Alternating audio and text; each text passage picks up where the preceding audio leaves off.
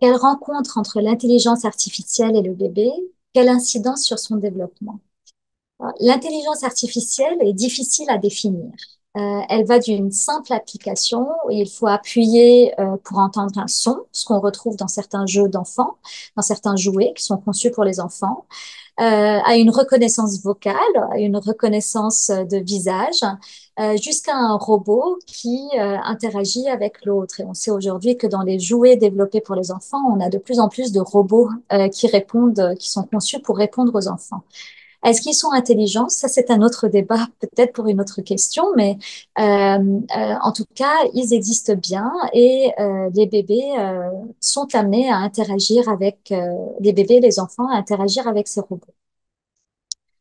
Alors, je pense que la question de la rencontre entre l'intelligence artificielle de manière large et le bébé pose une question plus générale sur l'interaction du bébé avec le monde du vivant, avec le monde de la matière, avec la nature, avec les oiseaux, avec les objets, avec les arbres, ce qui malheureusement a tendance à disparaître petit à petit au profit de l'utilisation des écrans.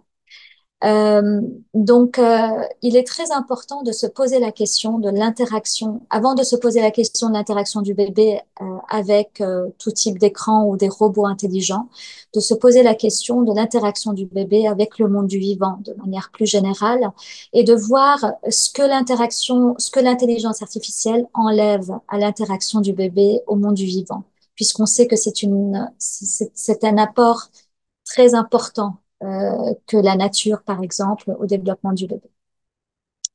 Alors, pour revenir à l'intelligence artificielle, je vais me concentrer un petit peu plus sur les écrans, l'utilisation des écrans dans les foyers.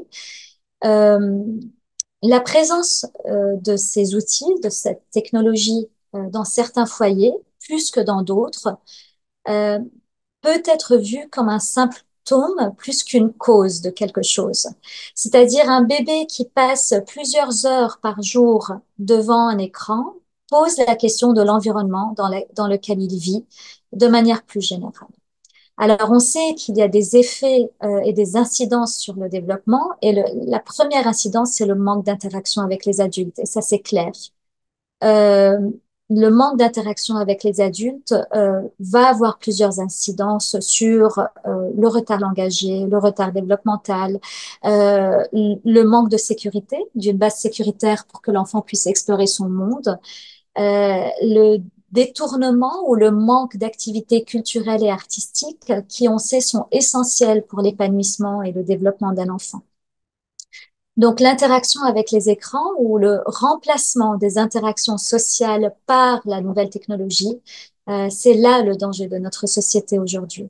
Et tant qu'on y est conscient, je pense qu'on peut utiliser l'intelligence artificielle de manière intelligente, justement, puisque ce n'est pas l'outil qui est intelligent, mais c'est nous. Si on arrive à l'utiliser de manière intelligente, sans forcément se dire qu'on va vivre dans un monde où il n'y a pas d'écran, parce que ça devient de plus en plus compliqué et ça ne fait que culpabiliser les parents, c'est de savoir comment l'intégrer dans nos interactions et surtout de conserver ces moments d'interaction sans technologie qui sont essentiels au développement de l'enfant.